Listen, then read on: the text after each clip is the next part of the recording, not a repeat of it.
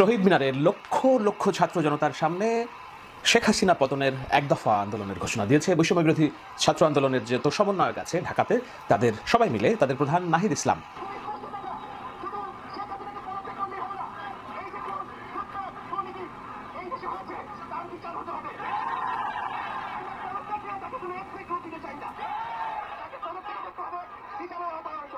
জনতার কথা তারা শুনেছে এবং তারা বলেছে যে শেখ হাসিনার আর এক বিন্দুও ক্ষমতায় থাকার অধিকার নেই, অর্থাৎ তাদের যে পূর্ব ঘোষিত 9 দফা সেই 9 দফার থেকে তারা এক দফা এসে মিলেছে। শহীদ মিনারের লক্ষ লক্ষ ছাত্র জনতার সামনে শেখ হাসিনা পতনের এক দফা আন্দোলনের ঘোষণা দিয়েছে বৈষম্য বিরোধী ছাত্র আন্দোলনের যে সমন্বয়ক আছে ঢাকাতে তাদের সবাই মিলে তাদের প্রধান নাহিদ ইসলাম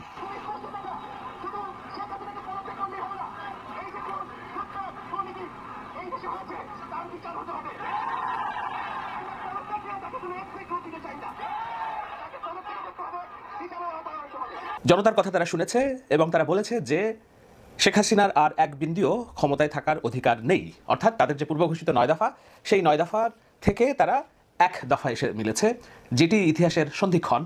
এবং এই এক দফা ঘোষণা যখন দিয়েছে তার আগের সংবাদ হলো ঘণ্টা দুয়েক আগে বাংলাদেশের সেনাপ্রধান জেনারেল ওয়াকার তার যে সেনাবাহিনী সেই সেনাবাহিনীর সদস্যদের সিনিয়র সদস্য এবং জুনিয়র সদস্যদের নিয়ে মিটিংয়ে বসেছিলেন।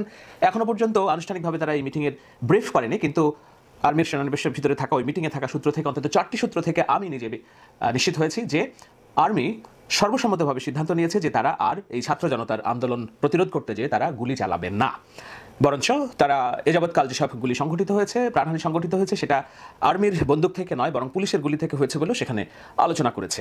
আরও আলোচনা হয়েছে যেই তৃতীয় পয়েন্ট, সেটি আমি এই মুহূর্তে নিশ্চিত নই, তবে এমনটাও আলোচনা হয়েছে যদি পরিস্থিতি, কেউ জিজ্ঞাসা করেছিলেন যদি পরিস্থিতি এমন হয় যে ক্ষমতা কিংবা সরকার পতনের জন্য যদি বিশৃঙ্খল পরিস্থিতি তৈরি হয় তখন কি হবে, তখন সেনাপ্রধান বলেছেন যে পিসফুল ট্রানজিশনাল পাওয়ার, অর্থাৎ একটা সাংবিধানিক প্রতিষ্ঠানের কাছে শান্তিপূর্ণভাবে ক্ষমতা হস্তান্তরের যদি কখনো প্রয়োজন হয় সেনাবাহিনী সেখানে সহযোগিতার ভূমিকা পালন করবে। তবে তারা জনগণের উপর সরাসরি গুলি না চালানোর ঘোষণা দিলেও তারা বলেছে যে রাষ্ট্রীয় যেসব কি পয়েন্ট আছে, যেমন বাংলাদেশে টেলিভিশন, রাষ্ট্রীয় গুরুত্বপূর্ণ স্থাপনা যেগুলোর উপর রাষ্ট্রের স্থিতি নির্ভর করে, রাষ্ট্রের অগ্রগতি নির্ভর করে, এমন কিছু কি পয়েন্ট আছে, সেই কি পয়েন্টগুলোর প্রতিরক্ষার ব্যাপারে তারা কাজ করবে, কিন্তু আন্দোলন দমাতে কোনো রকম তারা ভূমিকা রাখবে না। এই যখন আলোচনা তখন স্বাভাবিকভাবেই নতুন প্রশ্ন এসে যায়, সেটা হলো পরিস্থিতি তাহলে কোন দিকে যাচ্ছে। আজকে শেখ হাসিনার পতনের জন্য আমি যখন আলোচনা করছি শহীদ মিনার থেকে ঘোষণা কেবলমাত্র শুরু হয়েছে, জনতা রাজপথ এখনও ছাড়েনি। ঢাকা শহরের অলিগলিতে রাজপথে মানুষের বিস্তৃতি, চট্টগ্রাম নিউ মার্কেট মোড় সহ সমস্ত বাংলাদেশের সমস্ত কোটি কোটি মানুষ রাস্তায় নেমে এসেছিল। ইতিহাসের এক অভূতপূর্ব সন্ধিক্ষণ, 1969 সাল বলুন আর 1990-এর গণ আন্দোলন বলুন, বাংলাদেশের ইতিহাসে এই বাংলার মাটিতে এত জনসমর্থন, এত স্বতঃস্ফূর্ত মানুষের অংশগ্রহণ এর আগে আর সংঘটিত হয়নি। বলে রাখি যে খুব সৌভাগ্যজনকভাবে আজকে ঢাকা শহর ছিল শান্ত, কোথাও আমি যখন পর্যন্ত আলোচনা করছি কোথাও অঘটন ঘটেনি। আমি জানি না 5 মিনিট পরে কি ঘটবে। ঢাকা শহরের বাইরে কুমিল্লাতে কিছু ঘটনা ঘটেছে, প্রাণহানির কথাও কেউ কেউ বলছেন, কিন্তু আমি কোনো নির্দিষ্ট সোর্স থেকে, অথেন্টিক সোর্স থেকে এখনো ভেরিফাই করতে পারিনি, কিন্তু সেখানে যথেষ্ট রকম আপত্তিজনক ছবি আমার কাছে এসেছে। ছাত্রলীগ যুবলীগের কর্মীরা পিস্তল উঁচিয়ে গুলি ছুটছে এমন ছবিও এসেছে। এর বাইরে ঢাকা সহ অন্যান্য জায়গায় কোথাও কোনো অপ্রীতিকর ঘটনা ঘটেনি। ঢাকার বাইরে যেখানে যেখানে পুলিশ মারমুখী হয়ে জনতাকে আটকানোর চেষ্টা করেছে, ব্যারাকে ফিরিয়ে দিয়েছে। তো এই যখন অবস্থা এবং আর্মি যখন মানুষের কাছে গুলি চালাবে না বলে সিদ্ধান্ত নিয়েছে, যদিও আমি আবারও বলছি যে আর্মি আনুষ্ঠানিকভাবে এটির তারা সংবাদ সম্মেলন করেনি, করার কথাও সম্ভবত না, কিন্তু ভিতরের যারা এই শত শত যারা অফিসার ছিলেন, জুনিয়র অফিসার, তাদের মধ্য থেকে অন্তত 5টি সোর্স থেকে আমরা নিশ্চিত হয়েছি যে এই রকম আলোচনা হয়েছে। এমনকি সেনাপ্রধান হাস্যোজ্জ্বল ছিলেন, নির্ভর ছিলেন। জুনিয়ররা যখন অনেক প্রশ্ন করছিলেন তখন তিনি বলছিলেন যে have faith on your command, তোমার নেতৃত্বের উপর ভরসা রাখো, আমরা জনগণের বিরুদ্ধে যে কিছু করব না। এমনকি তিনি এটাও বলেছেন যে খুব বেশি আমাদেরকে চাপ দিলে তোমরা, আমি কিন্তু উড়াল দেবো আকাশে, আয়ুব বাচ্চুর গান গেয়ে তিনি বলেন। এবং যখন মিটিংটা শেষ হয়, সেই মিটিংয়ে শেষ মোনাজাতটা হয়েছিল এমনভাবে যে আল্লাহ তুমি আমাদেরকে এবং আমাদের দেশকে জালিমদের হাত থেকে রক্ষা করো। তখন সমস্ত জুনিয়র এবং আর্মি অফিসার আমিন আমিন বলে একটা ধ্বনি তুলে এরা মিটিংয়ে যারা ছিল তারা আমাদেরকে বলেছে। তার অর্থ এই, যদি সেনাবাহিনী গুলি না করে, আমরা যেটা আগে থেকে ভাবছিলাম যে শেখ হাসিনার সামনে পথ, যেহেতু সমঝোতার পথ খোলা নেই, তার সামনের পথ হচ্ছে সামনে এগিয়ে যাবে, এবং সেই সামনে এগিয়ে যেতে যেহেতু এরই মধ্যে তার হাত 270 রক্তে রঞ্জিত হয়েছে, সুতরাং আরও কয়েক হাজার যদি মেরে ফেলা প্রয়োজন হয় তবুও শেষ চেষ্টা তাকে করতে হবে, কেননা সে জানে পদত্যাগ কিংবা পতন হলে পরদিন তার জীবন নাশের হুমকি আছে অথবা সমগ্র জীবনভর জেলের মধ্যে থাকার সম্ভাবনা আছে। সুতরাং সে যতদিন সম্ভব ক্ষমতায় থেকে যেতে চাইবে। সেই ক্ষমতায় থেকে যাওয়ার জন্য তার দরকার হচ্ছে রাষ্ট্রীয় বাহিনীদের সমর্থন। এখন সেনাবাহিনী যদি আনুষ্ঠানিকভাবে এই সিদ্ধান্ত নিয়ে থাকে যে তারা জনতার প্রতিবাদের উপর গুলি চালাবে না, তাহলে আমরা ঠিক জানি না কিভাবে এই সরকার চলবে কিংবা শেখ হাসিনা তার ক্ষমতায় টিকে রাখার যে কর্মকাণ্ড সেটি বাস্তবায়ন করবে। একই রকম সিদ্ধান্ত যদি বিজিবি, বিডিআর, পুলিশের মধ্যে থেকেও জুনিয়ররা চাপ দেয়, তাহলে আমরা দেখব রাষ্ট্রীয় বাহিনীগুলোর ভিতরে একটা বিশৃঙ্খলতা তৈরি হবে। বাদ বাকি থাকলো শেখ হাসিনার মাঠের শক্তি। সেই মাঠের শক্তির মধ্যে আওয়ামী লীগ, যুবলীগ, ছাত্রলীগ ঢাকা শহর থেকে নাই হয়ে গিয়েছে। এমন কোনো জায়গা নেই যে ঢাকা শহর এবং সারা বাংলাদেশে তারা পরাস্ত হয়নি জনতার কাছে, সম্মিলিত জনতার কাছে। আমি যখন আলোচনা করছি তখন ডেইলি স্টার একটি সংবাদ দিয়েছে যে আওয়ামী লীগ আগামীকাল থেকে সমস্ত পাড়ায় মহল্লায় নিজেদের অবস্থান শক্ত করার চেষ্টা করবে।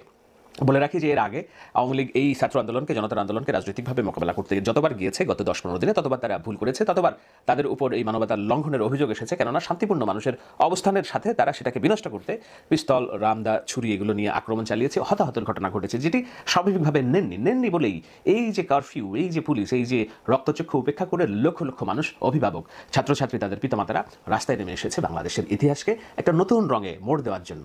এই সেই মহেন্দ্র খন। আমরা বারবার বলেছি যে বাংলাদেশের ইতিহাসে এই ধরনের ঘটনার আগে আর ঘটেনি। শেখ হাসিনার পতন তাহলে কবে নাগাদ হতে পারে? শেখ হাসিনার পদত্যাগ কবে নাগাদ হতে পারে? এটি একটি প্রশ্ন থেকে যায়, তাই তো? সেই প্রশ্নের একমাত্র উত্তর শেখ হাসিনা নিজে দিতে পারবেন। আমি একটি ট্রল ভিডিও দেখছিলাম যে তিনি বলছেন যে আমার কি দোষ, আমরা এত কিছু করেছি, এরা নাকি এক দফা চায়, আমার কি দোষ? শেখ মুজিব বলছেন যে তোমার 12টা বেজে গিয়েছে, তুমি রিয়েলিটি মেনে নাও। প্রশ্ন জাতির কাছে প্রশ্ন, শুনবেন নাকি? কি অপরাধ আমাদের? আমরা কি অপরাধটা করেছি? তুমি রিয়েলিটি মানে নাও, তুমি রিয়েলিটি মানে নাও, এদিক চিন্তা ভাবনা না করে নিজের মানুষকে বাঁচাও, কারণ 12টা তোমার বেজে গেছে। এখন এই জনগণকে উন্মুক্ত করার জন্য তিনি জানেন যে এর পরের প্রত্যেকটা পদক্ষেপ হবে তার জন্য লুজিং। কেননা এ পর্যন্ত যা হয়েছে, শেখ হাসিনা এবং আওয়ামী লীগ কোনোভাবেই জিতেনি, বাংলাদেশে জিতেছে। বাংলাদেশ বলতে যেটা বোঝা যায় যে ঐক্য, বাংলাদেশ বলতে যেটা বোঝা যায় দেশপ্রেম, বাংলাদেশ যেটা বলতে বোঝা যায় যে তারুণ্য এবং একতাবদ্ধের শক্তি, সেটি জয়ী হয়েছে। সেটির এমন প্রদর্শনী হয়েছে বাংলাদেশে শহীদ মিনারে যে এটা ইতিহাসে বিরল। এই ছবি দেখে তারা যদি ঘাবড়ে না যেয়ে থাকে, নিশ্চয়ই তারা তাদের কৃতকর্মের জন্য পরিণতি ভোগ করবে। কিন্তু যদি তারা ঘাবড়ে যেয়ে যদি রাষ্ট্রীয় বাহিনীগুলোর পরামর্শ শুনে, আজকে যেমন রাষ্ট্রীয় বাহিনী কোথাও দাঁড়াতেই পারেনি, র্যাব, পুলিশ, বিজিবি যদি দাঁড়াতে চায় তাহলে তাদেরকে মানুষ খুন করতে হবে।